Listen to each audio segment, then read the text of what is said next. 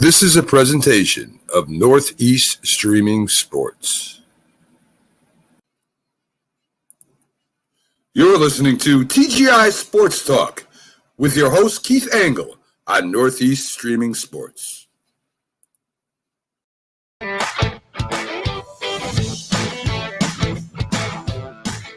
Good morning again, everybody, or whenever you see this. I shouldn't say good morning. I'll say hello, everybody. How you doing? It's Keith Angle with TGI Sports Talk, and we're going to go through our NFL preview show today with our guest host, Alan Peralez. Alan, I misspelled your name there. Holy crap. I got to fix that when you come in. Alan is one of the great guests that we have, or, followers that we have on our show. I got to rearrange my hat just so we know it's the NFL preview show. So Alan's one of our great contributors to our show, and is certainly very knowledgeable in sports and the NFL in general. He's a big Cowboys fan. So we'll bring Alan on here right now, and I got to remind myself, Alan, I got to fix this banner. I misspelled your name. So say good morning, say hello to everybody, and tell them what your qualifications are to actually do this show today while I fix this damn banner. Oh, don't worry. You're not the first one to misspell that name. It's been like that since I was a kid. So I was very careful with this morning. It's a Z in there, isn't it? Yes, it is a Z. So tell us a little about yourself and your fandom and why you're here with me today. Well, I'm in my late 20s. I'm about 29. I just turned 29 back in May. Been a Cowboys fan for a majority of my life since about early 2000. And, well, I'm a big NFL guy. I love doing sports like this, college football, NFL, baseball, what have you. I've been on Let's Talk Sports with Dan before. I've done his Monday morning call-in show, and he's having me do some vlogs and stuff for him. So, it's been really fun the last few months doing that for him. One of my favorite collaborators, Dan Harris out there in the UK. I love doing some stuff. I do a lot of stuff with him myself. It's a weekly show and a MLB recap, and I'm going to do a Patriot recap during the season, and he'll get this show as well to share in Let's Talk Sports. So all of the people that have seen Alan there and myself will get to see this preview, and certainly, guys, while this is not live while you're watching it, unfortunately, we decided to record it. So please make your comments, and Alan and myself will certainly see them, as I'll make sure he's tagged in anything anything I share, and hopefully Dan will as well. He'll see your comments, and he can certainly reply that way. It's easier not to do this the way I do my normal shows with audience participation, which I like a lot, but we'd be here 4 hours probably doing the show if we let audience participation. Right. So yeah, it'd be a while. so we'll go through division by division, guys, and we'll talk about some where we expect the finish to be, what surprises or disappointments we might expect to look for. We'll talk about who will actually win those divisions, obviously, who the wild cards will be, who will get the buys, who will be in the championship games, and who will win the Super Bowl. And then if we have time, we'll get to some of the major award contenders as well. We're going to leave, just so you know, we're going to jump around a little bit because the two divisions we'll have the most debate about will be the NFC East and the AFC East, because I'm a Patriot fan, as you know, and Alan has spent a bit of time bashing them recently, so we may have a conversation there. And I have strong opinions about the NFC East, including the team formerly known as the Redskins, which when I qualify it that way, I do not have to pay $20. So we'll leave those. They'll still find a way to make you do it, though. I'm sorry, what's that, Alan? They'll still find a way to make you do it, though. If I actually put in $20, I think I'd probably be cruising around the world right now. So I'd have a lot of money in there. So anyway, we're going to get started right now, and I think we're going to start with the AFC. So we'll cover the north, the south, the west, and then come back. We'll do the same in the NFC, and then we'll come back to the two Eastern divisions, since that's where we have the most conflict, if you will. So let's start with the AFC North, which includes obviously Pittsburgh, Baltimore, Cleveland, and Cincinnati. And I'm going to let you kind of lead the way here a little bit. What's your take on this division in general, and what we should expect from these teams going forward? Well, I think for starters, I think Baltimore is going to be a lot better than what they were a season ago. I know they finished last in the North last year, but they're getting healthier. They're going to have their running backs back. Aside from, I believe Dobbins is still hurt, if I'm not mistaken. One of their two backs is still hurt, but yeah, they're going to be a lot better than what they were last year. Lamar Jackson's obviously going to be healthy. I think if they stay the course and they stay healthy, I think Baltimore could be a dark horse contender to win this division. Obviously, you still got Cincinnati. Improve their offensive line, which is what they desperately needed to do. I think if they had this offensive line in the Super Bowl, they probably beat the Rams, but that's neither here or there. But I do think Cincinnati can get back to the playoffs this year.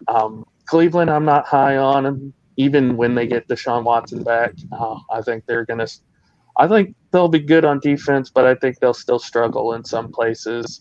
And Pittsburgh, I know Steeler fans are going to kill me for saying this, but I think they're rebuilding this year. As much as I believe in Kenny Pickett, I think they're rebuilding this year. Well, they definitely are. I mean, Mitchell Trubisky's going to get the start, and I don't know. Personally, I think this is a fairly competitive division. The Bengals, to me, are the best team, as you said. I think with Burrow, and if he does get better protection, as you said, I think this will be the team that comes out of this, especially since you've got Joe Mixon, you've got Jamar Chase on the outside, plus some other weapons on that team. I think there's no reason to think they can't repeat. I do think they'll get pushed, though. Surprisingly enough, I think they might get pushed a little by the Steelers. If Mitchell Trubisky can give them some solid quarterback play, because I do not think Pickett's ready to play. And I think Trubisky, I've talked about this a lot, I think he's got some potential if he's used in the right way. And Nagy screwed him up in Chicago, something terrible. And I think he was a guy with some promise, and I do believe he can bring some value here. And Mike Tomlin, I think, last year was, his first. He's never had a losing record, I believe, in Pittsburgh. Nope. Than his worst. I think he's one of the better coaches in the NFL, and I think this team will find a way to be competitive. I think the Ravens, I'm not as high in the Ravens as you are. I think people are starting to figure out Lamar Jackson a little bit. He'll still have his big games and be able to carry that team, but if the running game is not up to snuff, and Dobbins was going to be supposedly one of the breakout stars of last year before he hurt himself in training camp, and I don't know that he's 100% recovered. So I think the team is going to struggle a bit. And the Browns, look at Jacoby Brissett is one of my favorite Patriots when he was there, because he stepped up. He did a really good job when Tom Brady was suspended. But he's not a guy who's going to carry a team more than a few weeks at a time. His teams will figure him out. And I think by the time Deshaun Watson gets back, if Deshaun Watson gets back, I'll qualify that as well. Because I still have a prediction out there that he'll never play in an NFL regular season game again. So we'll see how that's 11 weeks is a long time for him to be out on his own without getting in any trouble. So I think this is Cincinnati, Pittsburgh, Baltimore, and Cleveland would be the predicted order of finish there. Yeah, I can see how that. I see how that play out. Pittsburgh, you never know what you're going to get with the Steelers. They could be bad, they could be good, and as long as Mike Tomlin's there, they're still going to be competing in every game that they play in. Right now, I would probably go.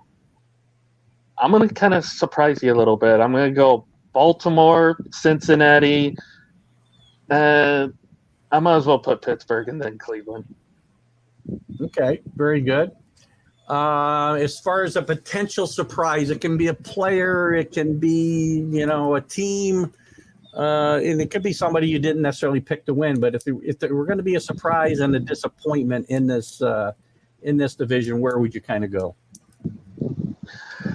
Surprise! I wouldn't be surprised if Kenny Pickett's in the starting role by week 8.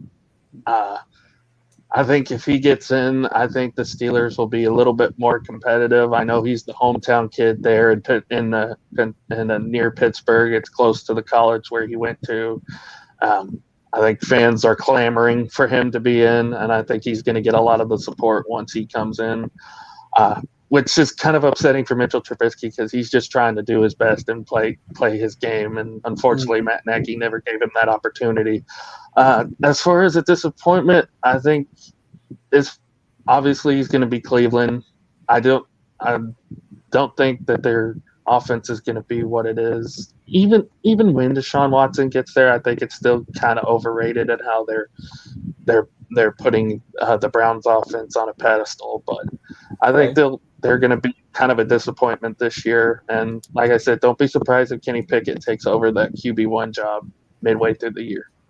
Good call. That'll go directly opposite of my surprise. Don't be surprised when Mitchell Trubisky plays some fairly representative NFL quarterback, has some representative NFL quarterback play, and leads the Pittsburgh Steelers to a wild card berth in the AFC. Don't be surprised if that happens. Not sure yet. I'm still working it through my head before we get to our wild card selections. But don't be surprised if that happens. So that would leave Pickett on the bench for the year, and I think it would be best for him if he could sit for a year because I don't know that he's a guy that's ready to come in there and run an NFL offense. Disappointments, I'm going to go with the Ravens and Lamar Jackson. I'm not crazy about the weapons that are surrounding him necessarily. The running game is not deep, and if Dobbins is out for any extended period or is not fully recovered from that injury, which it often takes a year to do, I think this team is going to struggle mightily, and they're only going to win games when Lamar Jackson can carry them on his legs. And as we saw last year, that can be problematic. I see this team finishing again below 500, even though they got one of the better coaches in the NFL in John Harbaugh. I think this team could be one of the disappointments in the AFC. So there we go against each other a little bit right off the bat. So there's the first division down, and we've got some pretty good discrepancies there. Let's move to the AFC South, which I think is some big changes there with obviously Deshaun Watson gone, even though he didn't play last year from the Texans. We've got Matty Ryan coming into the Colts. You got the Jaguars with Lawrence with another year of experience and some more top-notch draft talent coming in. And then you got the Titans, who just lost their number one pass rusher, Landry, this past week, and still with Ryan Tannehill at quarterback. So very interesting, Alan. I'll let you run with this to get us started. We talk a lot about how the Cowboys have wide receiver problems. I think Tennessee has the worst wide receiver problems out of anybody in the NFL right now because other than their first-round pick, who are they throwing the ball to? I don't know anybody in the wide receiver core for Tennessee. And I mean, they can't give Derrick Henry the ball 50 times a game because they don't want to wear him down too early. I do see Tennessee taking a major step back this year. I don't think they're going to be as prolific, and I know Carlos is going to give me flack for this, but I don't see them being as prolific as they were last year, and I think they're going to miss the playoffs altogether. In fact, the Colts, on the other hand, I think they're the class of this division. Matt Ryan may be, he may be getting up there in the age, but he's still an upgrade over what they had last year in Carson Wentz. Jonathan Taylor, he's going to be the top running back in the league still this year. I think he's going to bring wonders to that team. Mm-hmm. I think they have an underrated wide receiver core. I like Michael Pittman a lot. I think he's got a lot of upside to him. I think he could have a breakout season this year if everything plays right. And of course, the Colts defense isn't too bad on paper. I think they'll be fine in that way. Jaguars, I'm not ready to give them high praise yet. I think they're building the right way now.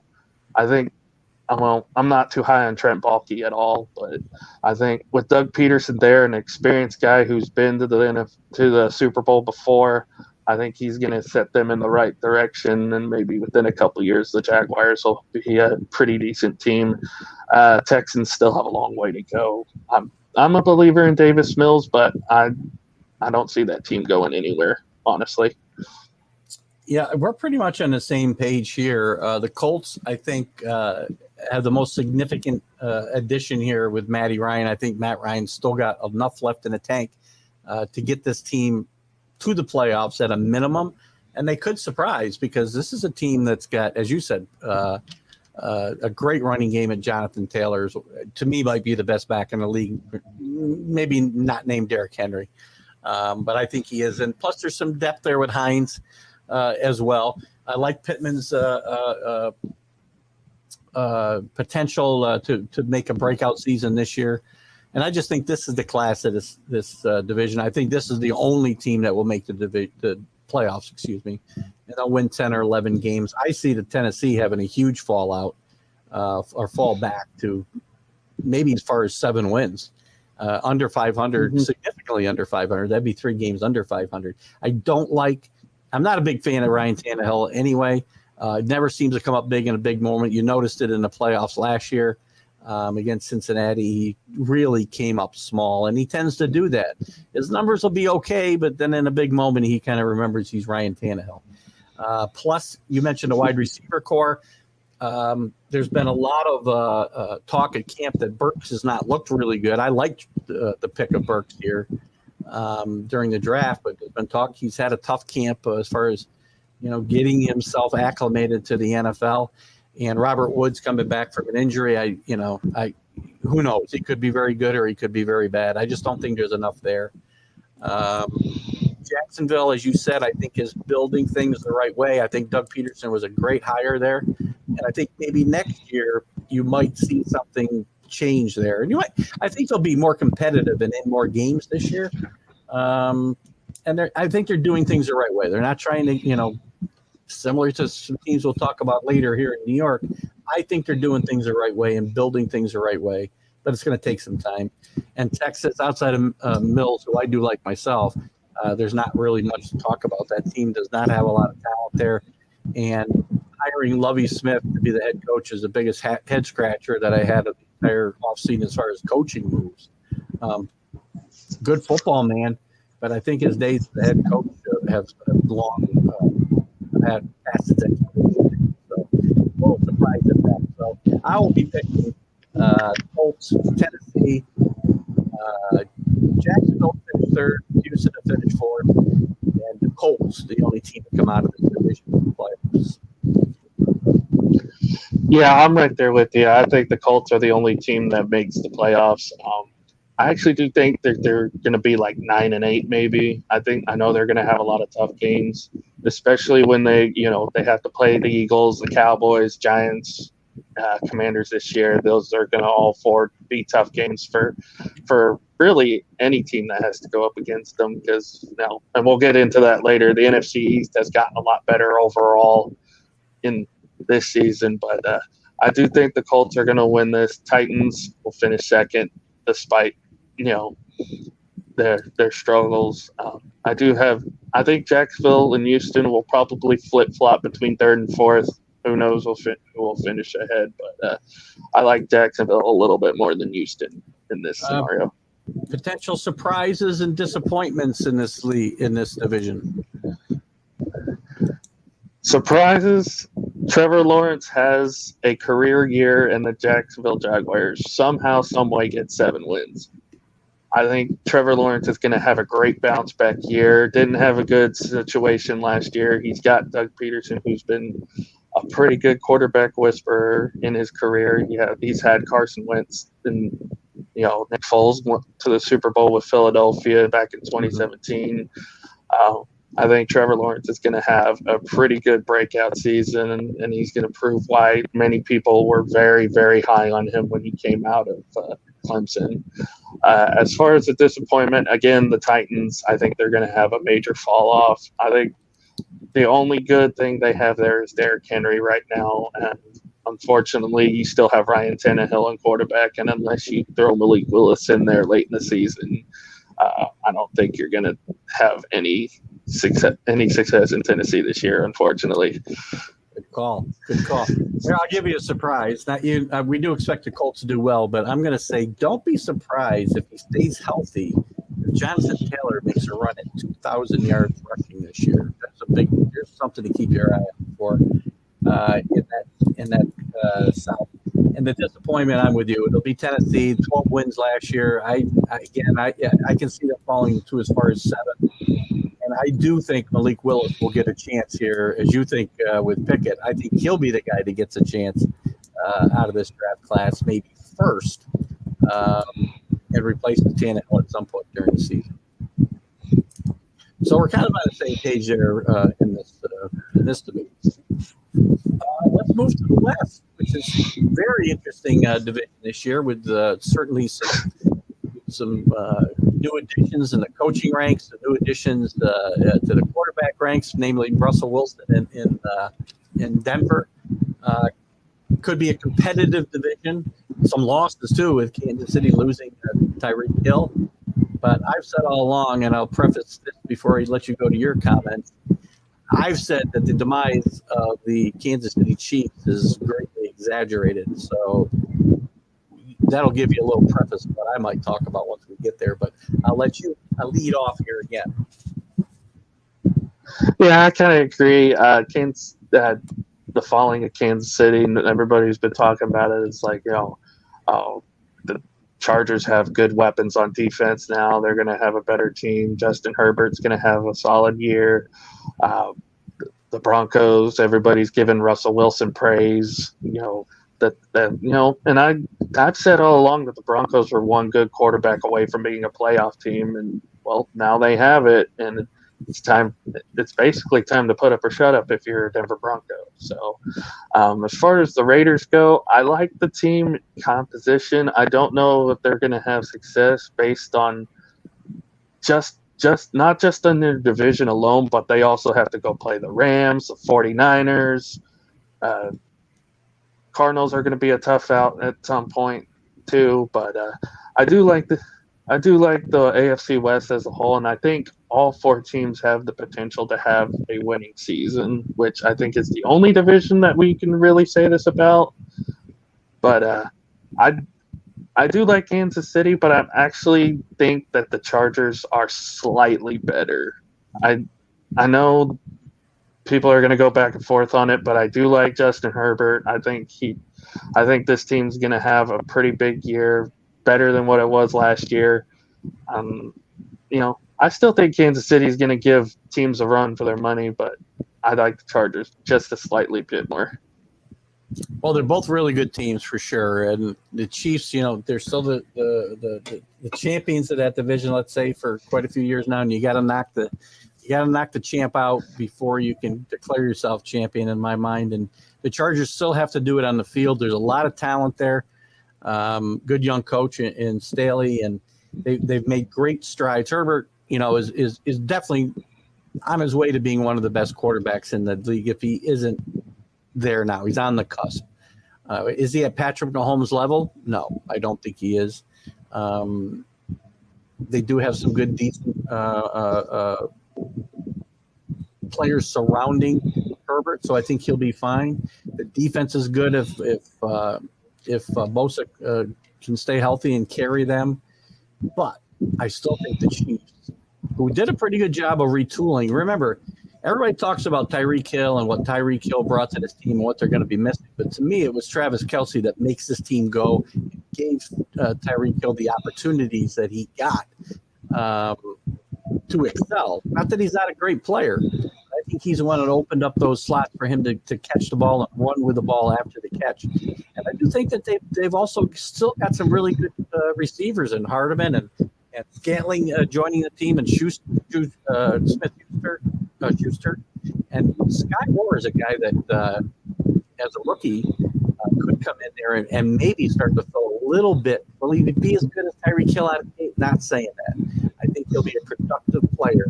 And I do think the Chiefs will try to get more out of that running game this year as well. Who will step up in that role is still debatable, as they haven't had a guy step up there since Kareem Hunt was there.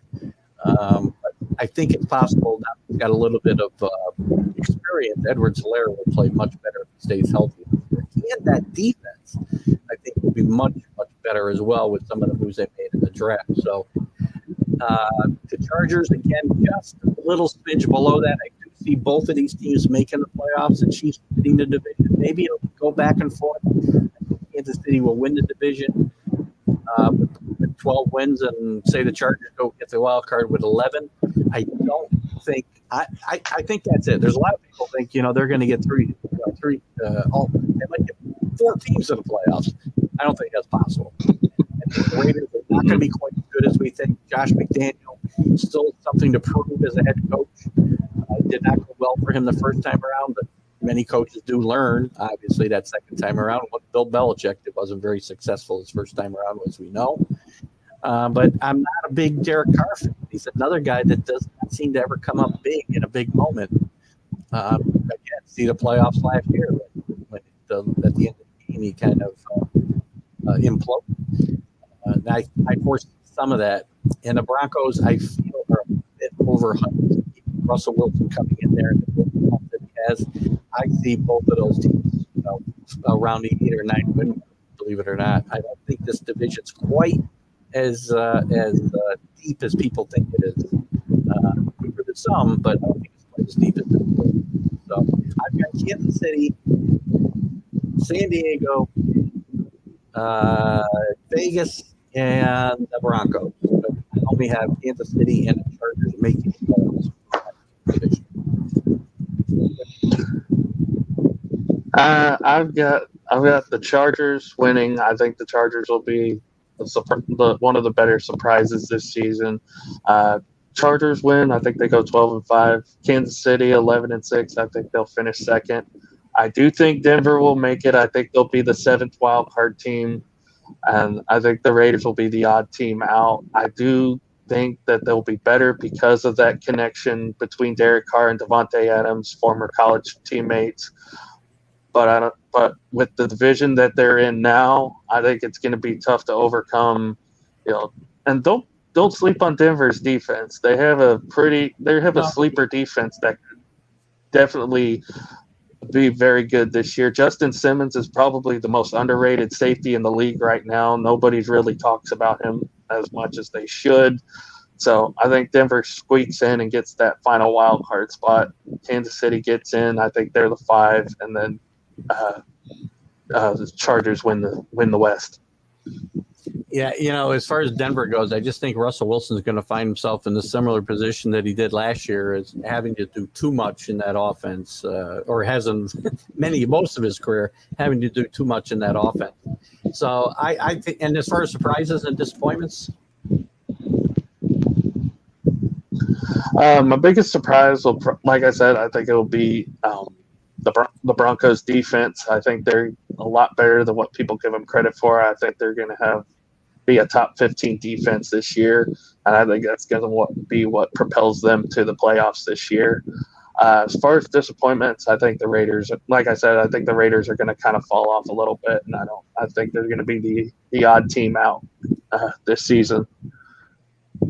Yeah, I will say again, I guess my surprise, and it's not really a surprise, there's been a lot of talk about the demise of the Chiefs and taking a step backwards. I think this team is still a Super Bowl contender. I think they will make it. Most likely, they'll make it to the AFC Championship game. So again, don't be surprised if the demise of the Chiefs is a bit exaggerated.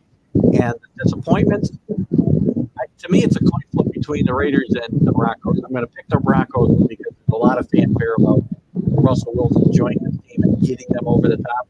I think this team struggles this year, and don't be surprised if not only do they finish out the playoffs, but they finish under 500.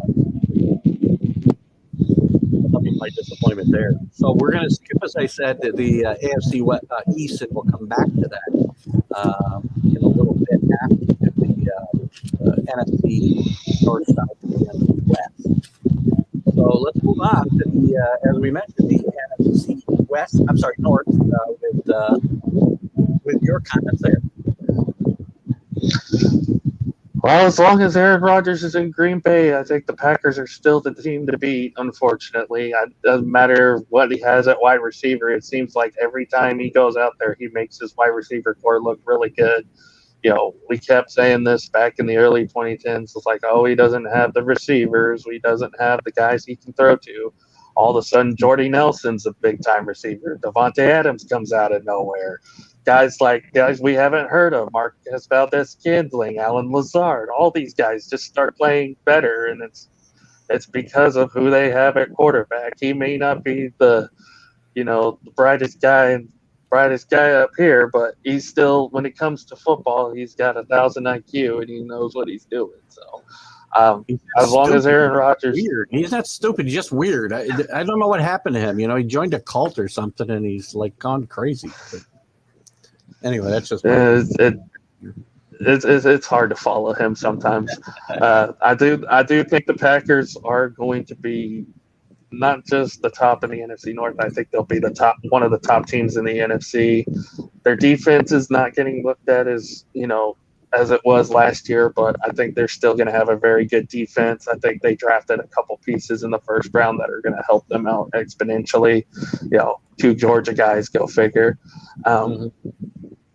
The Vikings, I think they're going to take a step forward this year. I do think with them having an offensive-minded head coach, it's going to help Kirk Cousins out a lot. That being said, Kirk Cousins still needs to prove that he can play in big games because he still hasn't proved that quite yet. I know he's won a playoff game on the road before, but there are still some situations that he needs to prove that he can still play at a high level. Justin Jefferson, I think, is the best wide receiver in the league right now. And that's a shoot from me because I think he's just an incredible guy, possession guy. He can go up and get the ball. He's going to be one of the best going forward. Detroit is going to make a lot of noise, and as I've said in previous comments before, I think Detroit can have a chance to be a playoff team if everything goes right. I love Dan Campbell as a head coach. I love the way his players have responded, and they would go through a brick wall for him. And the culture there in Detroit is changed for the better, and I think this is going to be a team that's going to be on the rise in years to come. As far as Chicago goes, they are a complete dumpster fire, and unfortunately for Justin Fields, he is in the worst situation possible. His offensive line is not that good. Roquan Smith wants out. He doesn't have quite the receivers he had last year. I think you're going to see the Bears picking in the top 5 next year. I wouldn't disagree with too much of that. I will talk when I talk about Green Bay. I mean, I do think Minnesota is going to give them a run and maybe beat them for the division title, despite Kirk Cousins. Again, I have my reservations about him and Big Spot, as I've talked about some other guys. And maybe this is just me needing to see Aaron Rodgers take him down a notch, because the last few years I have a lot of trouble with Aaron Rodgers complaining about what this team puts around him when he's had some of the best weapons in football. All he does is be and moan about his skill position. He's had Jones there. I'm sorry, Aaron Jones, right? Yeah, Aaron Jones, the running back. He's had Devontae Adams, who's gone now. He's had Randall Cobb the last couple of years. He's had great weapons around him. And now, but he never gave any money back to make the team better. This year, he takes a $50 million contract, comes into camp, and keeps complaining about his wide receivers, which really endears himself to them. And I think that relationship is very important, obviously. And I just think this guy has become such a diva that maybe I just want him to fail. And maybe I picked against him last year. I said that he was going to be a huge distraction because of his holdout and the whole, is he or isn't he vaccinated and all that stuff that, a leader of your team should not be involved. And I think leaders mean a lot. I don't think Aaron Rodgers is a great leader, man. He ended up with the best record in the NFC last year, so I was wrong. But I'm going to go out on a limb and say Minnesota's going to overtake them, because if Dalvin Cook can stay healthy, I love their running game. You mentioned Jefferson, who I think is one of maybe the most underrated receiver in football. And you still got Thielen out there as well, so he's got some weapons to to play around with. And again, I think this will revolve around whether Cook can stay healthy and Cousins can play, game management football, not make the big mistakes at the end. And as far as the rest of the league goes, I don't rank Detroit as high as you do. I think the quarterback situation with Goff is not good. They've gotten a little bit better players surrounding him now. Campbell, he's probably a decent coach to lead the team, and he can't, I suppose, and if nothing else. But the team will struggle. The Bears, as you said, have done such a disservice for Justin Fields. This guy has no way to be able to kind of make that next step forward in his second year in the league. And it's really sad to me what they've done. This kid's career could go sideways just because of the players that he's got surrounded now, and for the foreseeable future. I don't see any bright side for the Bears for a while. That's the sad part there. So as far as my standings in this division, it's going to be the Vikings, the Packers, the Lions, and the Bears. I have the same, but I have the Vikings and Packers flipped. Packers 1, Vikings 2.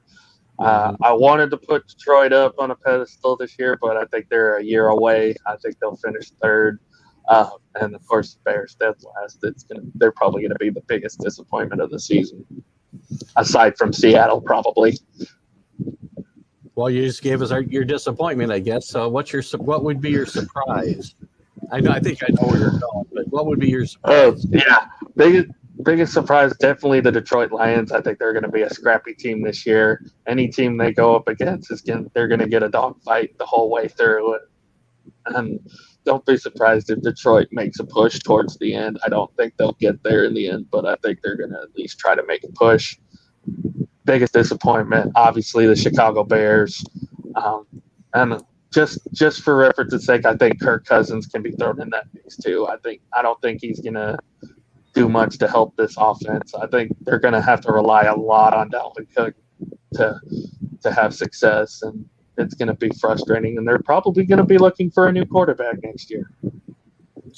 That would be sad for Justin Fields as well. So, as far as my surprise, again, I'll stick with the Vikings unseating the Packers as a division champion here. I just think that the distractions in Green Bay are going to catch up with them eventually. And the Vikings, it's time with a new head coach, a new attitude there. Maybe Kirk Cousins can play within himself enough to keep this team in contention and finally get over that hump.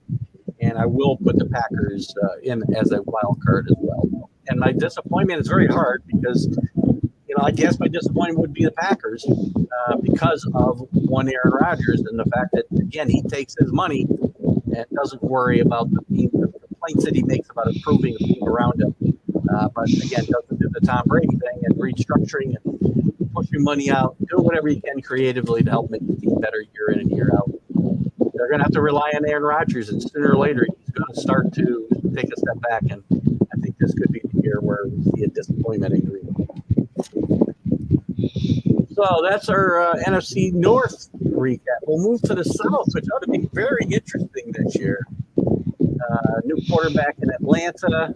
We thought we had a new quarterback in Tampa Bay, and I guess you can if you consider 40-day retirement and coming back a new quarterback. We got a new quarterback in Carolina, and all of a sudden, New Orleans, we've got Jameson Winston coming back from injury, and see if he can continue the little bit of growth he was showing last year without Sean Payton at the helm. So, what's your thoughts? Well, I'm going to start with the Saints first because I think they're going to be my surprise team this year. Like you said, Jameis Winston, before he got hurt last year, has showed a lot of growth and development. Obviously, being under Drew Brees for a couple of years helped him tremendously. And you also got to look at who they got coming back. They're getting Michael Thomas back. They're going to have Chris Olave this year, who I think is going to have a breakout season for his rookie campaign. They probably won't. The whole situation with Kamara is still up in the air, so they may still have him for the entire year. They added to their defense with Tyrann Mathieu. I like that. I like their defense a lot. So I think the Saints are going to be one of those teams that people are going to sleep on a lot, and they're going to surprise a few people this season. Tampa Bay, they have Tom Brady. They're going to be good as long as TB12 is there. The big issue I see, and I think it's a really, really big issue, Ryan Jensen's out for the year. They have 2 brand new guards starting this year. Their backup center has been in and out of the injury lineup. So I think Tom Brady's going to be on his back a lot more than he's used to, especially when you start Dallas, New Orleans, Green Bay, the very beginning of the season. 3 very good defenses that know how to rush the passer. I'm not saying that the Bucks are going to be bad this year, but I think Tom's going to be he's going to be bruising a little bit. He's going to get hit a lot. Carolina, I like Baker Mayfield. I'm a huge fan of Baker Mayfield as former Oklahoma Sooner. Great. And Baker Mayfield, he's been one of the best quarterbacks we've seen in college in recent years. But it's unfortunate what happened to him in Cleveland. That whole scenario, the way the Browns mishandled not only him but the entire Watson situation. And I'm hoping this year in Carolina is a fresh start for him. I don't think that they're going to be a winning football team, but I think they're going to be a lot better than what people thought they were going to be before he got there. Falcons, I don't see much of anything happening there. I do think that Mariota is going to get benched mid-season. I think you're going to see a lot of Desmond Ridder, who played very, very well in training camp and in the preseason. You're going to see him connect with Drake London a lot, who's I think is going to have a pretty solid year. They do have weapons in Atlanta. They do have somewhat of a decent offensive lineup. It's just quarterback's going to be disappointing. Defense is probably going to be disappointing. I'm not very high on this team at all. I think the Falcons are going to be a big disappointment. Yeah, as far as my take on this division, I'll start with the bottom. Atlanta definitely will be the bottom of the division. Marcus Mariota, he'd probably be a good backup with a good team, but leading any team is not going to be. We've seen it. We've seen what Marcus Mariota can provide on a consistent basis, and it's not enough to win in the NFL. And there's some decent talent being put together here in Atlanta, but they're a couple years away and a quarterback away. And you may be right; it could be Desmond Ridder. We'll see. What was he taken in the? Was he taken in the 3rd round? I don't remember now. Third round. You may see him play this year for sure. Whether he's the answer long term, I have my questions about, but we'll find out. But I don't think that team's going anywhere. As far as the defending division champion Buccaneers, I've had a lot to say about one of my favorite players in sports ever, Tom Brady, this year, and his decision to sit out nearly half a training camp, and the way that would affect the team, and not only in the preparation of the team for the season, and I had guys telling me Tom Brady knows what it takes to prepare. He'll be focused and ready, but it's not just about Tom Brady. The rest of the team needs to be on the same page as your quarterback, and your leader needs to be there, not home with his family. And if that's where you want to be, you should have stayed retired. I think the reports that are coming out, whether they're true or not, are going to be a distraction. The fact that him and Giselle, she didn't want him coming back. I think Tommy's loyalties are going to be a bit divided this year, and that is not a good situation for the Bucks. As you said, their offensive line has got some issues. He's going to be hit more than he's been hit in a long time, and he's 45 years old. The skill position players have not gotten any better. They've gotten a year older and out of shape in some cases when you talk about Fournette. I think they'll be a disappointment this year, and I'll talk about that more in a second. New Orleans, if Jameis Winston can continue, I think before he got hurt, I think he threw 14 touchdowns, only 3 interceptions, which was tremendous for him. He's an interception machine previously in his career. And yes, maybe that tutelage under Drew Brees has helped him, but now Brees is gone. Obviously, Sean Payton is gone, which has obviously been a help for him as well. Whether he can continue that, I don't know, but I don't think there's any other answer there. Hill's not, a full-time NFL quarterback. He's a nice change of pace in the way they use him there. But I think if he stays healthy, I think the Saints have a chance to be a playoff team. Carolina, Baker Mayfield, never been a huge fan of him, but I think he's got a lot to prove this year. He did go through a lot of stuff in Cleveland. He was hurt a lot last year. Can't forget that just the year before, he was one tough play away from getting to the AFC Championship game and without a great cast around him. And I think if this team, if Christian McCaffrey, and we'll talk about maybe some potential award winners later, comeback player of the year for me is Christian McCaffrey. If he stays healthy and Baker Mayfield can return to the form that he had 2 years ago, this team, I think, can win this division. I'm not because they're going to be that much better, which they will, but the rest of this team is taking a step backwards, including the Tampa Bay Buccaneers, who I'm telling you will finish out of the playoffs this year.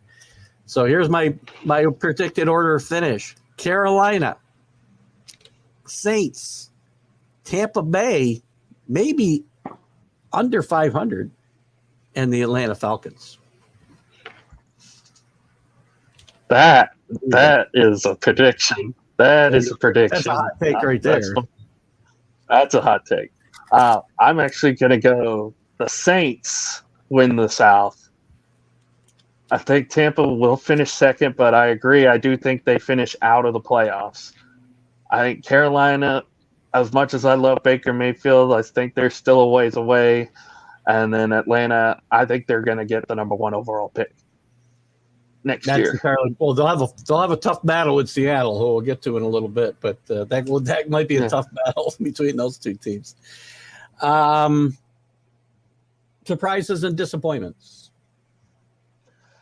Surprise for me, I think Michael Thomas is going to have a great year. I think we talk comeback player of the year. I think Michael Thomas is going to be comeback player of the year this season, and I think he's going to have a show why he was a top-tier wide receiver before he got hurt. As far as disappointments, like you said, I think the Bucs are going to falter a little bit. I think Tom's going to get hit a lot, and I'm already going to call it right now. I think the Cowboys upset the Buccaneers week 1. Well, there you go. I don't know if that's going to be an upset. Where are they playing that game, by the way? Dallas? It's in Dallas. I don't see that as an upset myself, but I do think Dallas will win that game. So my surprises and disappointments should be no surprise based on the comments I just made. I think the surprise is Carolina's growth. I left this out in my comments before. I thought when Matt Rule was hired here, he was a great hire, and it hasn't worked out the first couple of years for a variety of reasons. Hasn't been able to find a quarterback. Joe Brady and him didn't work out. I thought there was going to be a great combination in the NFL as his offensive coordinator, and it didn't work out. Maybe because of the quarterbacks they had to work with and the non-development there.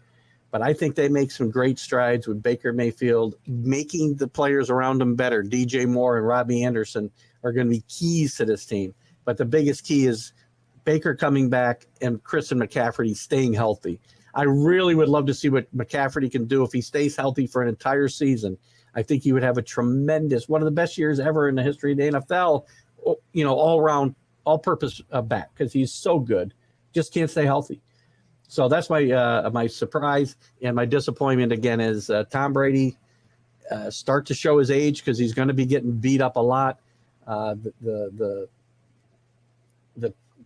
torn trying to think of the word I want to use, the push and pull that he's got between his home life and the team, I think is going to become a distraction for him and this team. And this team finishes they'll finish out of the playoffs and potentially under 500.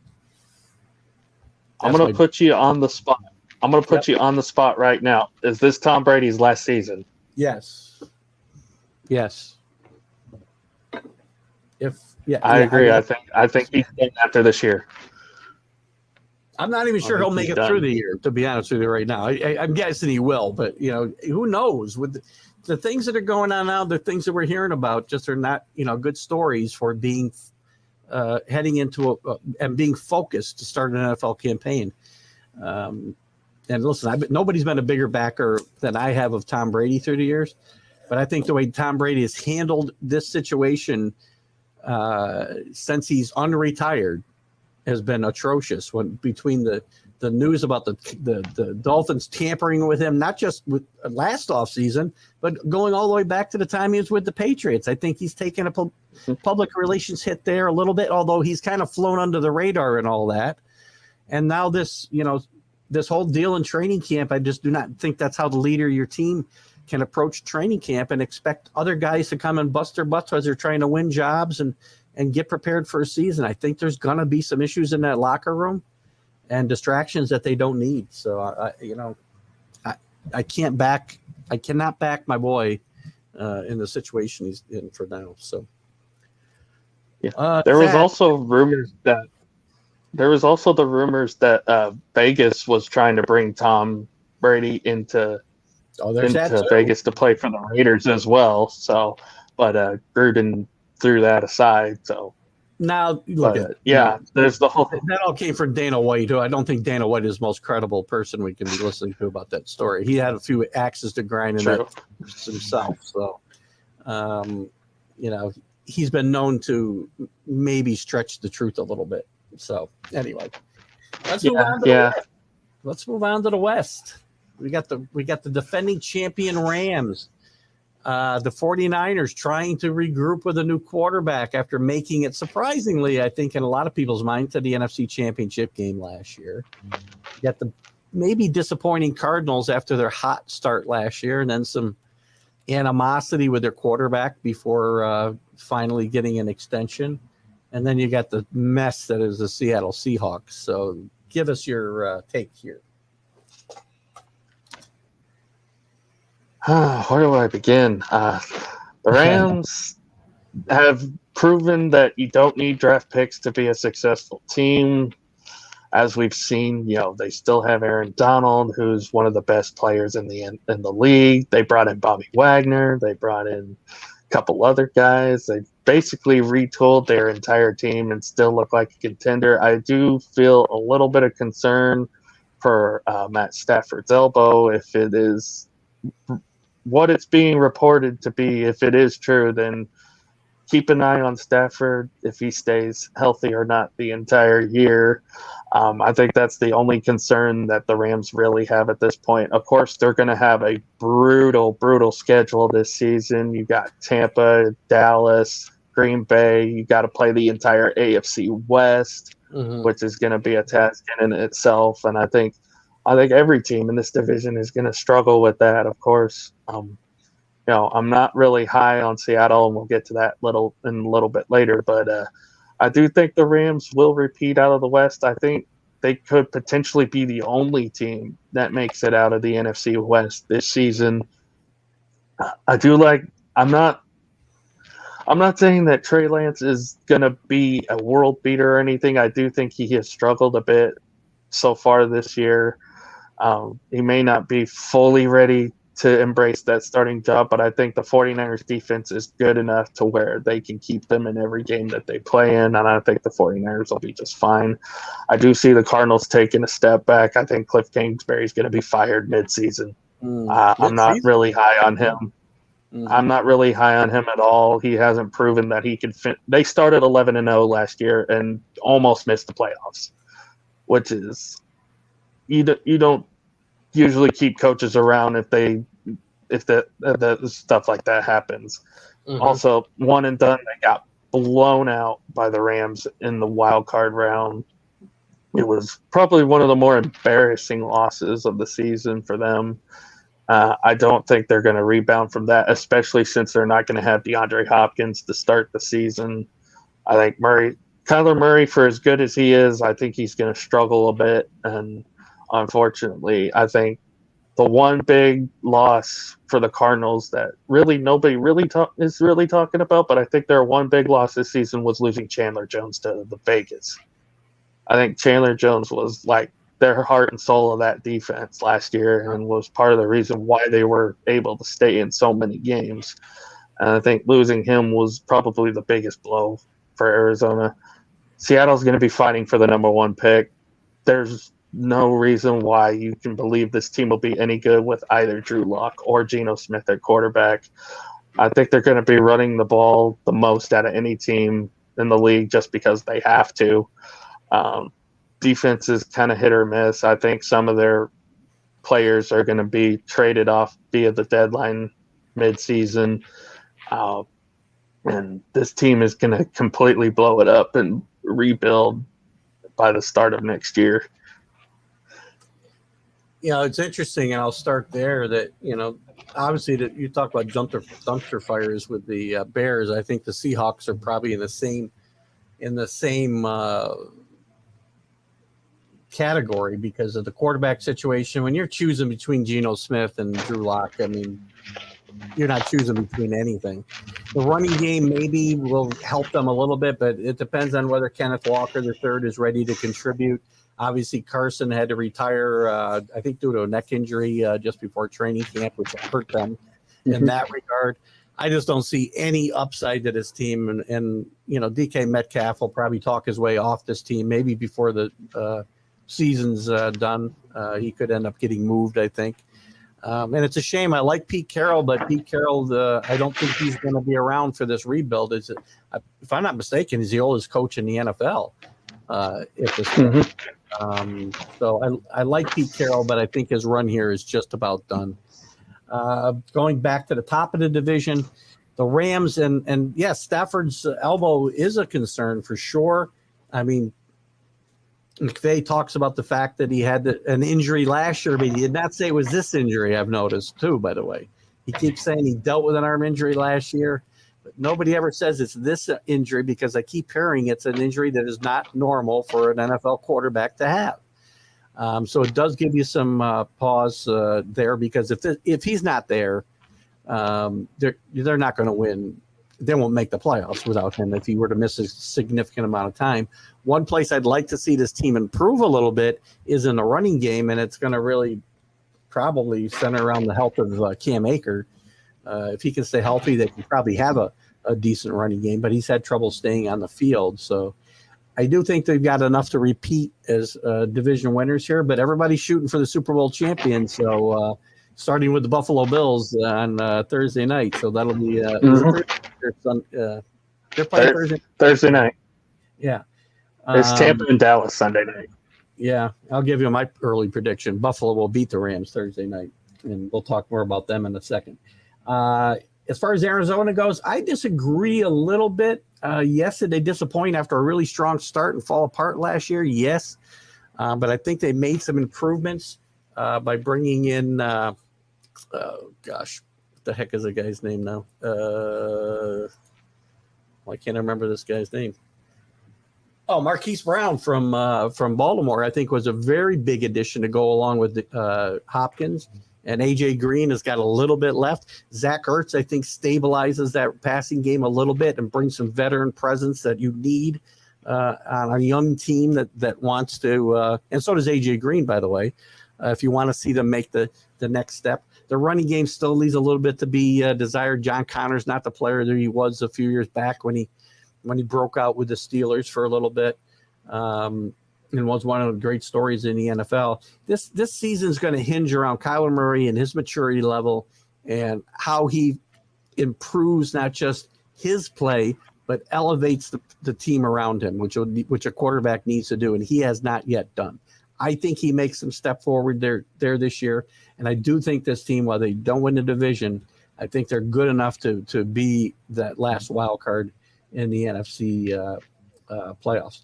As far as the 49ers, I think the 49ers are in a lot of trouble. It doesn't look to me like Trey Lance is ready to be an NFL starting quarterback. Could be wrong. The fact that they kept Garoppolo after telling him to stay away from camp, they wouldn't even give him a playbook. And now he's still going to be on the roster, probably because they couldn't get enough for him when they wanted to move him. Creates another distraction. And Deebo Samuel, as good as he is, can't carry this team all by himself. He's a tremendous, tremendous player, and I got a feeling his talents may go to waste. And I think the 49ers are going to finish not just out of the playoffs, but under 500. And so I will pick the Rams, the Cardinals. with maybe pushing the Rams a little bit, and they'll get the wild card.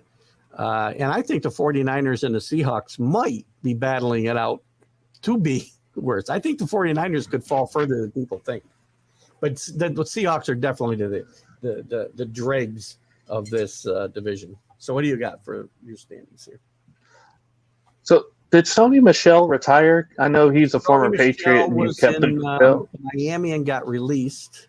And he got signed, I think, by the Eagles, if I'm not mistaken. So he's that could be a good pickup there. Yeah. Let me just check that while you're doing your thing here. Give me your predicted order. I do like the Rams.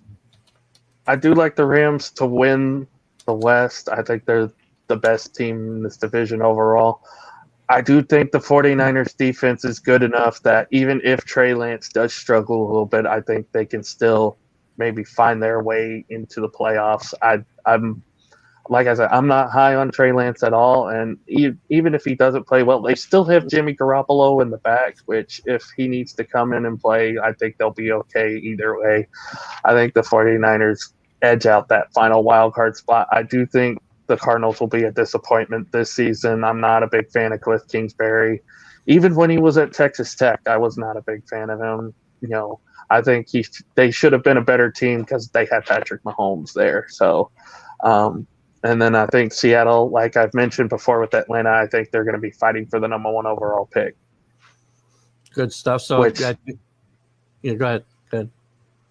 Which I do think if they do get that pick, I think they take Bryce Young, and I think that'll help them rebuild a lot quicker than what it would if they were to take maybe like C.J. Stroud or somebody like that. And you've probably got into your surprises and disappointments, but just point them out to us, I guess. Surprise. 49ers defense, I think, is going to play at a high level, and I think they're going to help carry this team. I don't think they're going to be quite the 2000 Ravens, but I think they're going to carry this team into the playoffs. Disappointment, the Cardinals. I do think Kyler Murray will have a good year. Having a guy on the team that he's played with before in Hollywood Brown, I think that helps him out a lot. But I do think Cliff Kingsbury is going to start showing his colors a little bit, and I think the Cardinals are going to pay for it. And unfortunately, they're probably going to be on the outside looking in. Yeah, just a quick note on Sony Michel. He did get released at the cut down by the Dolphins. He signed with the Chargers, actually, which is an interesting up for them. I may have to go back and revisit my AFC West predictions. Just kidding. As far as my surprises here, don't be surprised if, as I said, Kyler Murray steps up that maturity level that sometimes takes some guys a little bit of time to kind of get. It's only his third year in the league. People forget that. He's still a kid, basically. He came out of Oklahoma early, too, right? He can't be more than 24 years old, and he's still a kid. And I think junior year, I believe. Yeah, junior year. So I think he's still figuring it out a little bit. And I think there's some guys there now, veterans in that locker room that can kind of help him and guide him a little bit. I think Zach Ertz is going to have a great influence on him and that offense, even if it's not in the numbers, but just in the way they approach the game. And I think that the Cardinals will do a little better than people are expecting and become a wild card in that NFC race. And my disappointment would be the 49ers, I guess we could say the Seahawks, but we all know where we expect them to be. I think the 49ers are going to be worse than expected. Even though they were expected to take a step back, I think it might even be a step further than that. I think this team is definitely not playoff potential and is definitely under 500 in the NFC West. So that brings us to our final two divisions that we left for last, the two Eastern Division division of the respective leagues. We'll start with the AFC East, since you wanted to stick with the NFC East last. The AFC East, I think, is top-heavy, definitely with Buffalo. Buffalo is the class of this division. Buffalo, you'll find out a little bit later as we go through. I have very high hopes for. Josh Allen is just probably the best player. I think he's now surpassed or will surpass this year. Patrick Mahomes is the best quarterback in the NFL. because he can just do so much.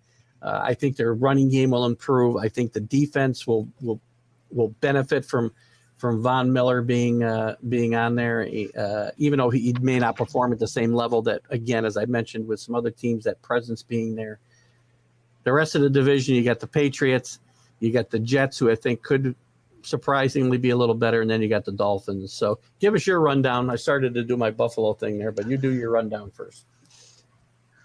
I agree with you on Buffalo. I think they're going to be the class of this division, if not the class of the AFC. I think they're going to be, for a lack of a better term, I think they're going to be out for blood, and we're going to see that right away in week one. I think they're going to demolish the defending Super Bowl champions on the road in LA in front of a half sold out crowd, as we all know, as LA tends to be. Buffalo travels well. They may be more Buffalo fans there. There'll be a lot of tables breaking for sure. Do want to mention a guy who could be a dark horse comeback player of the year this year would be Tre'Davious White. We kind of seem to forget that he was an essential part of this defense last year, and even though they played well without him, having him back is going to be a major upgrade for them. It's going to help out tremendously. Like I said, Buffalo's the class of this division. I don't think there's many teams that are going to be able to stop them at all. So, and I'm very, very high on Josh Allen, as are you. So, as far as the rest of the division is concerned, I think number 2 is going to be up for grabs for all 3 teams. I think the Patriots are going to take a major step back this year. I know their offensive play calling has been in limbo. I know you've stressed over that all off season. Mm-hmm. I do like Mac Jones. I think he's got a lot of upside to him. You're going to see them do a lot of play action passes this year. I'm very high on Ramondre Stevenson as a running back. As you know, former Oklahoma Sooner. He runs very, very hard. Good power back. I do think their defense may take a step back a little bit, but then again, it is Bill Belichick. He knows how to run that defense really well, even though, his son's usually the one running it. But I do think the Patriots take kind of a step back. I'm with you on the Jets. I think the Jets will show a little bit of fight this year. I think they're going to be more than just a scrappy team. I'm not saying that they're going to be a playoff team, but I think they're going to give a lot more of a fight. And I think the biggest wild card of any team this year is going to be the Miami Dolphins, and that's mainly because of Tua. If he's good, this team is a playoff team, and they're going to be a dangerous team to be reckoned with. If he's not good, they're a bottom feeder in the AFC. So it could go either or with Tua. And right now it looks like they have things kind of straightened out, but until they put pads to the grass, then can't really give him the benefit of the doubt here just yet. Good call. And again, I've pretty much given my thoughts on Buffalo, and I think they will win this division fairly easily. I mean, this team could win 13 or 14 games this year, I think, and run away with that division, because I don't think anybody else is going to win more than 10 games. I have found a way to get the Patriots to 10 wins, but it's going to be a slow process. As you mentioned, I have stressed out over the line play, the offensive play calling, the change in the offensive scheme, which is brand new to everybody, and puts a second-year quarterback in great jeopardy if you don't have everybody on the same page doing what needs to be done. And in the offseason, they have struggled, and I think they'll probably struggle in the early weeks. But I do think that they'll get this together. Matt Patricia's too smart. I know he's hasn't been on the offensive side of the football that much, but anybody who is as good against scheming against offenses as he was as a defensive coordinator ought to be able to put together an offensive game plan as well. And I think they will slowly start to get it together. Again, the run blocking scheme and the things that they want to do in a run game are going to set up more play action. Pass opportunities for Mac Jones, as we talked about. That's the whole idea of this whole change in the scheme. And I do like the fact that he's got some guys that get the ball downfield too, and Devontae Parker. I like Kendrick Bourne a lot. He brought a lot to this team last year. And there's some other guys. I love the running game. I love Stevenson and what he can do and he's been more involved in the passing game in the preseason as well, which I think bodes well. One thing that I worry about is they don't have a veteran guy in that backfield to kind of step in, just to solidify things when things aren't going so well. A Brandon Bolden, a James White, who they're going to miss a lot. But Stevenson could play that role, that James White role too. So, but they're going to miss that veteran presence a little bit. And on defense, listen, the defensive line should be fine. We got some new bodies at linebacker, but I think they'll be okay. I think up the front seven, I think is going to be okay. What I worry about are the cornerbacks. We got kids playing both the corners. The safeties are pretty strong, and McCourty and Phillips and Duggar. The wild card in this defense is how they find a way to use Jabari Peppers, who I like a lot. Nice pickup, but they're really deep at the safety position, so it's going to be you may see them going with a safety heavy alignment back there and playing one of those guys at the corner a little bit more than you might expect. So how that defense progresses, and it's funny, we hear a lot about Steve Belichick, but a guy that really is important on that defense is calling plays or helping put the game plan together, if nothing else, is Gerard Mayo, who is a candidate for a bunch of jobs, head coaching job this year. So that tells you he's not just a wallflower there on that defense, and Bill Belichick's son is running the show, because he's not. And I would expect Gerard Mayo actually to get a head coaching job next year in this league, by the way. Going to the other teams, I think the Jets, I talked about before, are really going about building this team the right way. Jet fans, the Mad New Yorker being one of them, being what they are. They're all, the kid didn't perform it like Joe Montana last year, so he's terrible and he's never going to be any good. Well, how about we give the kid a chance to mature, because not everybody is Dan Marino in their rookie year, right? I mean, you got to give a kid a chance to get his feet under him.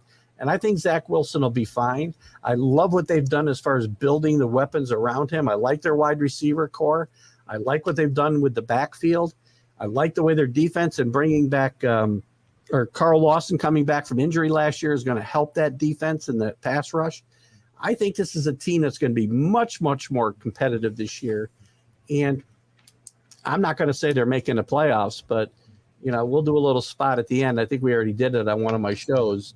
If somebody was going to come out of nowhere to make the playoffs that you wouldn't expect, I'll say it right now. Watch out for the Jets. I'm not saying they are. I'm not going to predict them to make it. But there's always that one team. Watch out for the Jets. And I think I know who your pick is, since we're talking about it. So, because we had this conversation already.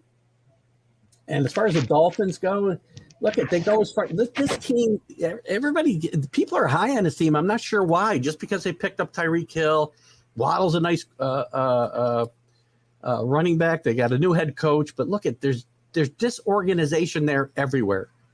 The owner is involved in tampering charges. He's involved in firing a coach because he wouldn't lose games. And he chose basically the quarterback over the head coach because Tua and Brian Flores didn't get along. And I think that decision is going to set this franchise back years, because I don't think Tua is the quarterback that some people seem to think he is. I don't know what they've been watching, but they watch something different than I am. He is not, in today's NFL, you cannot get by without being accurate at quarterback. And he has not shown me that he can do that. And Tyreek Hill's going to find out that pretty soon when he says, I'll pick Tua over Mahomes. So what are you smoking, Tyreek? I think he's going to be very disappointed when he starts getting the ball thrown to him by Tua. And he doesn't have, by the way, Kelsey there to clear things out for him in that Miami offense. So I think they're going to be at the bottom of this division. So I've got the Bills easy. I've got the Patriots improving as the season goes on. Watch for a really slow start, but I think they're going to get much better. And I think they will sneak into a wild card position with 10 wins. And I've got the Jets improving into third, be very competitive, and then the Dolphins being a huge disappointment, finishing last. Well, I think the thing with Tua is that they look at how he came up in Alabama and think, oh, he played well for Nick Saban. He's going to be a good quarterback going forward. Here's the thing: Alabama quarterbacks have not had a good history in the NFL. I mean, is anybody talking about AJ McCarron right now, or John Parker Wilson? Mac Jones. I would say Mac Jones and Jalen Hurts are the two best examples of quarterbacks from Alabama who've had solid. Well, we'll get to that when we get to that. But I think those are the two guys you have that came out of the. Well, I know. Well, you know why I have a soft spot for Jalen Hurts because of his transfer to Oklahoma. But yeah, I do think that Mac Jones has bucked that system in quarterbacks that came from Alabama who have had successful NFL careers so far. I think he's gonna be there. He's gonna be in New England for a while. Oh, looks like Keith went away. Yeah, I think Buffalo's the class of this division. I'm putting them first as always because I think not only are they going to win the East, but I think they're going to be, the team that comes out of the AFC in general. Oh, he's back. Yeah, sorry about that. I froze up. Something happened there. I don't know what happened. But anyway, you were finishing up on the Dolphins, I take it? I was just going through the AFC East now. Yep. Like I said, Buffalo's the class of this division. I think they're going to win it. Not only win the division, but I think they're going to be the team in the AFC that goes to the Super Bowl. I'm actually going to pick Miami to finish second. I think the Tua will have a decent year. I think Tyreek Hill will help him out a little bit. I think Mike Gesicki's an underrated tight end who's played very well in his early career. I do like their defense in Miami. I think it's one of the better defenses in the league. The Jets I have finishing third. I think, as you said, I think they're going to be a scrappy team this year that can give other teams fits throughout the season. And I'm sorry, I got to put the Patriots last. Oh, you don't have to apologize. As much as I think they'll have a decent year. I just can't see what the offensive problems that they have and offensive problems that they have. You think they're going to have a decent year, but you're putting them last. Unless you're telling me this is the best division in football, Alan. Well, it's kind of hard to judge. It's kind of hard to judge because of how, and like I said, Tua is the wild card in this scenario. So, yeah. You know what? I'll switch it up here. I'll go Bills first, Jets second, Patriots third, Dolphins last. Okay, that's good. I like that. Except for the Patriots for third, but that's fine. Surprises and disappointments. Surprises. Don't be surprised if Breece Hall rushes for over 1,000 yards this season. That's a good one. With the New York Jets. I think their offensive line got improved a lot last year. I know they're going to miss Mekhi Becton, but the guy, Dwayne Brown, who they brought in, is a veteran presence that I think they needed in that offense. And I think it's going to help not only the running game, but it'll help Zach Wilson out a lot. Disappointments, probably Tua. If Tua doesn't have a good season, I think he's going to be on his way out in Miami. I think the organization as a whole, based on, the ownership and everything that's gone on there, Miami as a whole will be a disappointment. I'll make a bold prediction right now. Miami and Tua go through wholesale changes, and Miami Hurricane quarterback Van Dyke will be the quarterback of the Miami Dolphins first-round draft pick. There you go. Mark it down. There you go. My surprises will be, yes, don't be surprised if the Jets improve dramatically, even if it's just as far as being competitive. And maybe they turns it into some wins as well.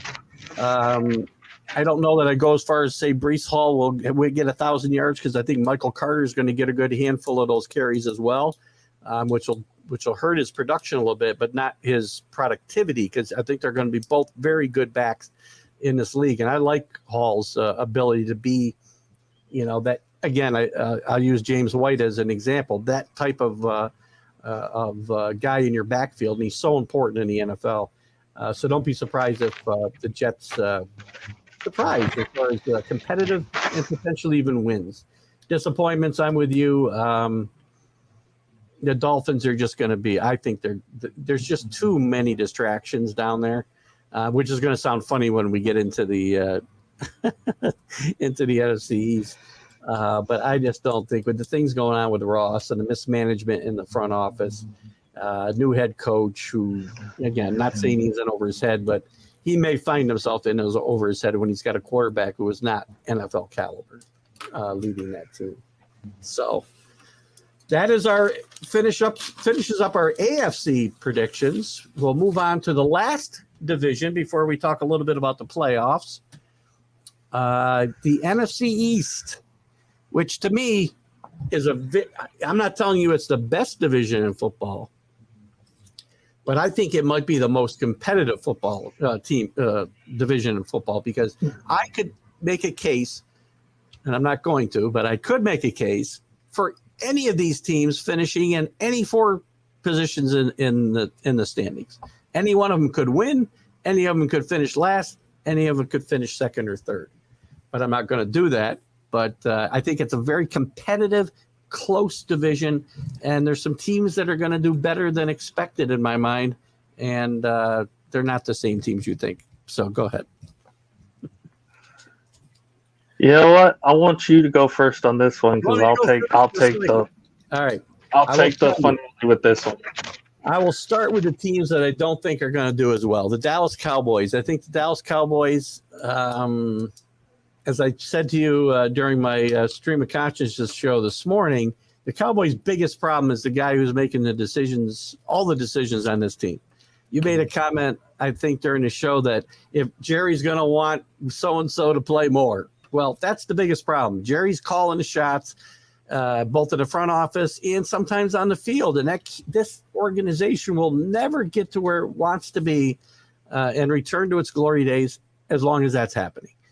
And he needs a general manager, and he needs a strong coach. And I don't think they've got – well, they definitely don't have a general manager, and I think they need a stronger head coach. Dak Prescott, I think, could be a very good NFL – he's a good NFL quarterback. He could be a winner if he was surrounded with the right type of leadership on the sideline and with the right scheme to approach, because there's skill players there. I talked to you about the wide receiver position, but there's some talent there in Lamb and Gallup, definitely. Mm-hmm. The running game with Zeke and Pollard should be better than it is. They got some questions on the offensive line. I think this team will struggle this year because of some of those things, and just because of the turmoil that seems to go on inside that organization, and the fact that they don't have strong leadership on that sideline is not a good thing. Same problem they've had for quite some time. So I see that team not finishing in the playoffs. The Eagles, while the Eagles have improved a lot, I love their wide receiver core with Brown joining with Devontae Smith, who was really a big proponent of when he came into the NFL. In fact, I had pushed and said the Jets should be picking him and not a quarterback at number 2, because he was going to be a once in a lifetime type of player, and he still may be. But I like their wide receivers. What I don't like is the fact that Jalen Hurts is not a guy that I can see, leading a team to consistently to victories in the NFL. And then if he gets to the playoffs, victories there. We saw it last year. Whenever he played a better team, I think he took a step backwards. We saw it in the playoffs against the Bucs. And I don't think he is the quarterback to lead that team going forward. The Giants. I think the Giants will surprise some people this year. I think Brian Daboll is going to have a great influence on Daniel Jones, who's, by the way, for whatever reasons, Giant fans have blinders. If Daniel Jones hadn't been the number 6 pick in the draft and he'd been picked in this first pick of the second round, people wouldn't be on him as much as they are. Yes, he had some struggles early in his career with turning the ball over. He's gotten better there. He had a decent year last year. And you got to remember, he's gone through how many different offensive coordinators in his short time here? Probably 3. This is probably his 3rd system he's been trying to learn. And I think that they finally got somebody who can get him in a position to be successful. They haven't done that in the past. No way am I saying he's going to be Josh Allen or Patrick Mahomes, but I think he can be an efficient quarterback. And I think the Giants have some talent around him, because I think you'll see Saquon Barkley make a big jump forward this year. I said earlier when we were talking about injuries, especially knee injuries and running backs, sometimes it takes a year to fully recover and also get your confidence back so that you're not scared every time you plant that foot and make a hard cut. And I think you've seen it in training camp that Barkley has that explosiveness back a little bit. Probably won't be the Barkley before the injury, but I think he can be much better than he was last year. And I just think the new regime here is going to – and the defense, I think, is really heading towards being one of the better defenses in the NFL. And I think that team can finish as high as second in this division. And lastly, and I see you keep getting that smile bigger and bigger on your face as I get closer and closer to my pick of winning this division, the team formerly known as the Redskins of Washington. While I know this goes against what I just said about distractions in Miami, because there's plenty of distractions in Washington with Daniel Snyder and all of that nonsense, I just think this team, number one, has the best coach in the division. Dable, maybe, we don't know because he hasn't been there long enough. It's certainly not McCarthy. And I like Ron Rivera. I think he has a steady hand, and I think he's the right guy for this team to maybe make a step forward. I thought they would do it last year. The defense was a big disappointment. I think the defense will step up this year, even though they're going to miss Chase Young for the first part of the season. I don't think he's out for the year. First 4 games. First 4 games, yeah. So they'll miss him, but I think this defense, while maybe it's not going to be, the 86 Bears that we thought they were going to be last year, I think it's going to be a competent NFL defense. As far as the offense goes, the quarterback position is still a question mark, but Carson Wentz did not play bad football last year. Carson Wentz was like 27 touchdowns and 7 interceptions. Had some issues in the locker room. Don't know what they all were about. We'll find out whether that was him or not. Never heard that Carson Wentz was a problem in the locker room before last year. Carson Wentz had some good years in Philadelphia. He had trouble staying healthy. I think Carson Wentz, and if he can't, I'm a big Tyler Heineke fan. I think Heineke. I think he's a guy who can also be an efficient NFL quarterback, a game manager, which is all this team really needs, because I think their weapons are underrated. I think Antonio Gibson is a really good running back who's going to have a really good season this year. I think their wide receivers and McLaren and getting who's the kid they drafted now? Help me out, Alan. I've lost my train of thought here. Bear with me a second. Dotson. John Dotson. I think he's going to be an impact rookie. I think a guy like Curtis Samuel's very underrated as well. And Logan Thomas, if you're looking for a tight end to take a big step forward this year, watch out for Logan Thomas if he's healthy. And always he banged up a little bit as well. I think this offense is much better than people give it credit for. And I do think that this team is ready to take a step forward. Don't forget, this team just 2 years ago nearly beat Tampa Bay in the playoffs with Taylor Heineke and not all of these weapons surrounding him on offense. So I think this team, if they get competent quarterback play, if that defense is anywhere better than they were, especially in the first half of last year, they played much better in the second half. I think this team will win this Eastern Division. So I'll continue and I'll give you my picks just so we'll, go. Here's I think I pretty much give them to you. The Redskins. Oops, sorry, there's $20. The team formerly known as the Redskins. The surprising New York Giants. Second, the Dallas Cowboys. Third, and the Eagles. Huge disappointment, finishing last. Now, it might only take 9 wins to win this division as well. All these teams could be between 8 and 9 wins. All of them. Because that's how close this division is. Floor is yours. All righty. Well, I do agree with one thing. This division is very, very competitive. It has been that way since the dawn of time. even when the Cardinals were part of this division, it was still a very, very competitive division. And the proof is in the history, because this division has not had a back-to-back winner since 2004. There's been a different team that has won this division ever since. Mm-hmm. Ever since that year. So the team that has the chance to do it would be the one Dallas Cowboys. But like you said, I don't trust Mike McCarthy. I would not put him on that high pedestal that Jerry Jones is putting him on. I do think they're going to have a new coach next year. I know a lot of people are saying Sean Payton, but I personally hope that it's Dan Quinn, because he's done a terrific job with this defense the last couple years. I think, and you say Washington's going to have a top defense. I think the Cowboys are going to have a top 10 defense this year. They'll be very Micah good. Parsons, I think, is going to take the next step forward. I don't think he's going to be the next LT like people are trying to promote him as, but I do think he's going to take the next step forward. I do like what they added on to this defense. I think one of their later draft picks, who has had a really, really good training camp this year, Jake Ferguson, the rookie tight end, I think he's going to play a big role in the offense this year. Speaking of underrated tight ends, I think Dalton Schultz is going to have a big year, considering that, the wide receiver group isn't as good as what it was last year. Michael Gallup, I do know he's going to be out week 1, so he won't play against Tampa. They're being cautious with his health for a reason, because they know he's going to play a big role in this offense. CeeDee Lamb, is the number 1 guy now. I've seen him play at Oklahoma. I've seen him play with the Cowboys. I think he's going to have a breakout year this year.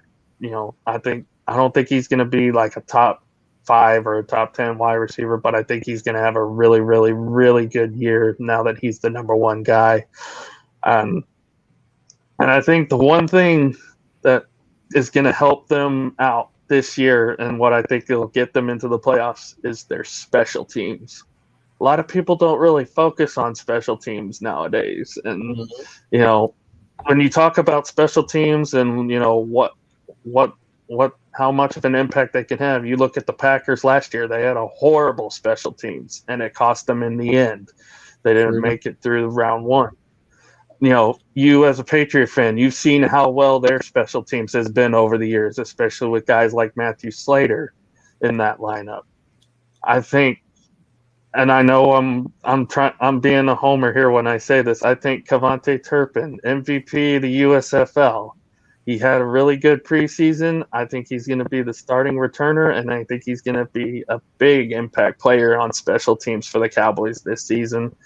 I don't think they're going to win the NFC East this year. I do think they'll be a playoff team, but I don't think they're going to win the East this year. We'll get to that in a little bit, but let's go to the Giants. Giants, I agree with you with Saquon Barkley. I do like the way he's running so far in training camp and in the preseason. I think he's going to be a big impact for this offense going forward. He's going to be a big, big help to Daniel Jones and for his development going forward. Unfortunately, I do see them possibly getting off of the Daniel Jones train at the end of the year.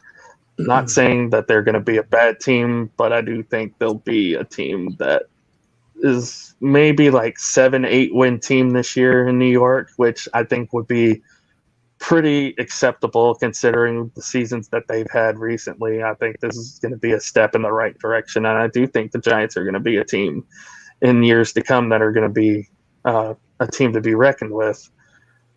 Washington, you mentioned it with Miami, the distractions at the top. Dan Snyder is probably, if it hadn't been for Ross in Miami, I think everybody would be all over Daniel Snyder right now and the way he's run this team and the decisions that he's made. All the distractions, all the rumors of him possibly hindering money from the other NFL teams. I do like Ron Rivera. I think he is the best coach in this division. I do like what he brings to this team. I do think they have a lot of weapons. I do think that their defense is pretty good. The biggest problem, and we always say this, it starts at the top. And with the distractions with Daniel Snyder has been bringing into Washington, I think it's going to be too much for them to bear. I'm not up high on Carson Wentz. I know he had good stats last year, but when they needed to win a game to get to the playoffs last year, they blew it against possibly the worst team in the NFL in Jacksonville. And I'm not as high on him, and I am, like you said, I do love Taylor Heineke. I think he can be a solid game manager in the NFL. I think if he comes in and he plays a majority of the season, I think the Commanders will be fine. I think they'll be, right there in the thick of it. I think they'll fight for a playoff spot. But I don't see this team, if Carson Wentz is the starting quarterback and if these distractions continue to hamper this team, I don't see them having many success. And it's not going to be any part of Ron Rivera's fault, because he's not going to have any kind of negative impact on this team whatsoever. I think it's just going to be Dan Snyder hindering this team as it goes forward. I think he needs to sell this team. If he sells this team, Washington's going to be a pretty scary team to deal with going forward. And now we get to Philadelphia. I like what they did on defense. Jordan Davis is my pick for Defensive Rookie of the Year. I think he's going to have an immediate impact right away. Nakobe Dean, while I think he's going to miss the first couple games, I think he's going to have a solid impact on that defense. They still have Fletcher Cox. I was all over Nakobe Dean to be a Patriot, so I get that one. They're still, I know. And the fact that they passed up on him not once but multiple times. Yeah, and he's still. I said he was going to go 17 to Philadelphia. He ended up going to the third round to Philadelphia anyway. So that turned out well for them, I guess. But yeah, they still have Brandon Graham. They still have Fletcher Cox. And I think their secondary might be the best secondary in the NFL. You look who they have on there. Darius Slay is a big-time corner. They brought in James Bradbury from the Giants. They just traded for Chauncey Gardner-Johnson from the Saints. So now they have an upgraded safety. So this defense is going to be a lot better than what people think it is. And you look at the offensive side, like you said, I do like A.J. Brown. I like Devontae Smith. I like the weapons that the Eagles have. And my dark horse MVP, I don't think he's going to win it, but my dark horse MVP pick will be Jalen Hurts. I think he's going to have a big breakdown season this year. I've seen it happen before, and I think he's going to have a very, very good year. And you look at the schedule. The schedule is going to be a big part of it for the NFC East too, because who do the Eagles play? They play the Cardinals, the Vikings. You have to play the AFC South, which 3 of those teams aren't that good.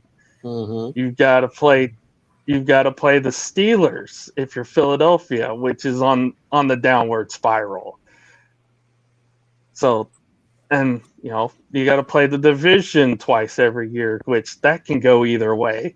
So, I look at the Eagles, and I can say at the very least, I see 11-10 wins from Philadelphia this year.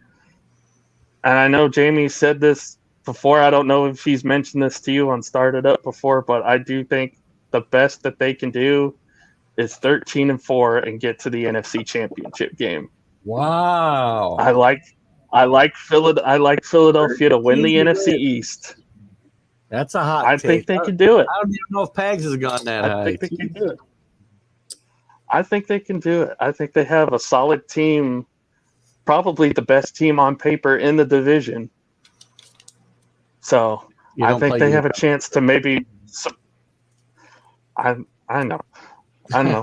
But I think they have a good opportunity to kind of surprise a lot of people this season. That's a bold prediction. So I can't wait till we get to the rest of these. And we got to get through the playoff stuff. So what's your rankings, total rankings here in the East? Obviously, I know who's Eagles number one.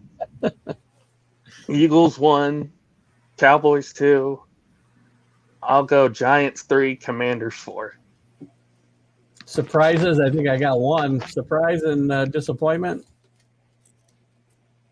Surprises, of course, the Eagles. Like I said, Jalen Hurts is going to be a dark horse MVP candidate. Disappointments, it's going to be Dan Snyder and the way he's running that organization. I think it's going to cripple Washington this year, and it's not going to be in a positive way for them. Fair enough. Well, let's move towards the playoffs. So we've gone through each division. We've got our division winners. And let's just make sure we solidify our wild card pick. So let's start in the NFC. So you've got the Eagles winning the East, and I have the Redskins, team formerly known as the Redskins. The North, I've got the Vikings. You've got the Packers. The South, I've got Carolina as a surprise. You've got New Orleans, I believe, right? Mm-hmm. Okay. And the West, I've got the Rams, and I believe you had the Rams. Mm-hmm. Wild cards. I will give you my wild cards if I haven't just to solidify them. I have got the Packers. I have the Saints, and I have the Cards in the NFC East. Who do you have? Or the NFC, sorry. Who do you have? I have the Cowboys, the Vikings, and the 49ers. 49ers. Nice. Who's got the best? Well, I guess you're telling me the Eagles. Who's going to have the best record in the bye? Best record, Green Bay. Green Bay. Green Bay. Okay, I'm going to tell you that the Rams will have the bye. And as far as the NFC Championship game, who will meet in the NFC Championship game? And who will win? I believe it will be. I'm going to go out on a limb and say it's the Cowboys and the Eagles. Wow. In the NFC Championship game. Amazing. I will take two teams from the same division as well, but I will take the Rams and the Cardinals. And I will take the Rams to go back to the Super Bowl 2 years in a row. My pick. I'm taking the Cowboys. Cowboys. I gotta. I gotta. All that way. All right, so I have the Rams, you have the Cowboys in the Super Bowl is from the NFC. And the AFC, let's just regroup here again. AFC East, we both had the Bills. Mm-hmm. The North, I had Cincinnati. I think you had Cincinnati, right? Baltimore. You got Baltimore winning, okay. The South, we both had the Colts. Mm-hmm. The West, I have Kansas City. Chargers. Chargers. Not San Diego. Chargers. Good grief. Wild cards, I have the Pats. I have the Steelers. And I have the Chargers. Who are your wild cards? I have the Chiefs, the Bengals, and the Broncos. Best record, easy for me, the Bills. Yep, Bills. I think they're the best record. I think they're 15-2. Buffalo this year. Good. I got them 14-3, so we're not too far off there. Championship game matchup. You go first. Buffalo, Kansas City rematch. I am on the same page as you. Rematch. The winner, Buffalo. Buffalo. All right, so we're both on the same page with the AFC champion, the Buffalo Bills. I have the Rams facing the Bills in the Super Bowl. You have the Cowboys facing the Bills in a rematch of one of 1994? 91 and 92. 92, right? Oh, 2 years in a row, right. I am going to 91 take and 92. the Buffalo Bills to beat the Rams in the Super Bowl and become the first time Super Bowl champion Buffalo Bills after 4 losses. I am unfortunately going to pick the same team. I think Buffalo gets their revenge for the 2 losses against the Cowboys, and they win the Super Bowl. His Cowboys in the Super Bowl, gets them all the way to the Super Bowl, and he picks against them as Jerry Jones. I will also predict that before the Super Bowl, McCarthy will be fired and Jerry Jones will go to the sideline. Just kidding. That will not be a real thing, but I think it'd be kind of fun if he did. Let's see, Alan, since we got a couple minutes left here, let's go real quickly to what I'm going to go through this, and I'm going to go through some of the major award winners. So let's take, and you can give me your pick. Offensive Player of the Year in the NFL. Justin Jefferson. Good pick. I would have been my second pick. I'm going to say Josh Allen wins, but I like Justin Jefferson as a dark horse there. Good pick. Defensive Player of the Year. Micah Parsons. Good pick. I will take Nick Bosa myself. Defensive Rookie of the Year.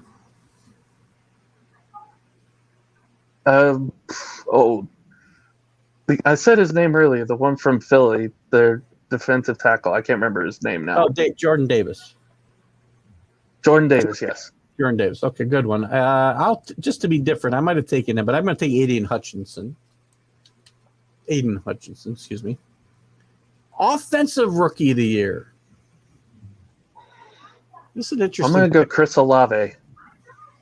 That's a good pick. I'm going to go with Garrett Wilson from the Jets. Comeback Player of the Year. I think you might have given me your pick earlier as we were discussing this. You said Michael Thomas. Yeah, I'll go with Michael Thomas. Good pick. I like Christian McCaffrey in my pick. Coach of the Year. Nick Sirianni from Philadelphia. Well, you got it with that record. That's for sure. I'm going to give you, and I hate to do it, but with the picks that I've made, it's got to be McDermott from Buffalo. I see a lot of, as I was going through some stuff, a lot of people picking, an NFL MVP, by the way, so we got one more pick. Josh Allen. We're both on the same page there. See a lot of Coach of the Year picks for Nathaniel Hackett, by the way, from Denver, so that might bode well for some of your picks there as well. So, all right, Al, as we wrap this up here, any last comments you want to make about what to look for in this NFL season? You know, a storyline we haven't talked about real quick, anything that stands out as we recap this last almost 2 hours we've been going over this upcoming 2022 season. I would say keep an eye on the trade deadline where some of these top-heavy players from bad teams or where they might end up and how it could help shape out the rest of the season. I'll give you one of those as well. I'm going to tell you one of the storylines, as I said, and I'm going to make this a bit homerish, that the Patriots will get off to a bad start, but will get better and better as the season goes on. One of those trade deadline acquisitions, DK Metcalf becomes a Patriot before the trade deadline is over. Wow. Which could tip the balance of power in that AFC East. So anyway, listen, Alan, tremendous job. And thanks for joining me today. It's going to be a fun season. As we said, we open up on Thursday night with the Bills and the Rams, and we both expect a good performance out of the Bills here, which unfortunately I'll be agreeing with Mark Mancini, which I hate to do because I'm going to have the Rams actually getting back to the Super Bowl, which he'll have them losing probably 17 games because he hates everything LA. But you did a great job today. Thanks for joining me and going through this division by division and breaking it down. And good luck with your picks, except for one. There's only one I really care about that you made that I don't agree with, and hope it doesn't come to fruition. Thanks for being with me. Good luck to your Cowboys. Alan, thanks for joining me. Thanks for all your input on the shows as well, and continue to do that. Thanks for being with me today. Guys, you've been watching TGI Sports Talk. Thank you very much.